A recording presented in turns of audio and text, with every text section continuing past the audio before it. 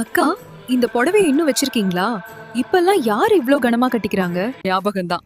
ஆனா இது சும்மா பீரோல இருக்கிறத விட வேற ஒரு நல்ல விஷயத்துக்கு பயன்படலாமேன்னு பாக்குறேன்.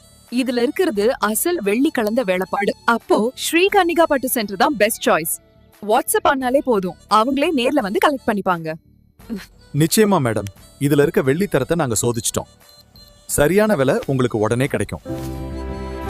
ஈரோடு, கோவை, திருப்பூர்னு எல்லா இடத்துலயும் நாங்க இருக்கோம். இப்போ ஈரோடு சென்னை சில்க்ஸ் எதிரில எங்களது புதிய கிளை. பட்டுங்கிறது வெறும் துணி இல்ல, அது ஒரு சேமிப்பு.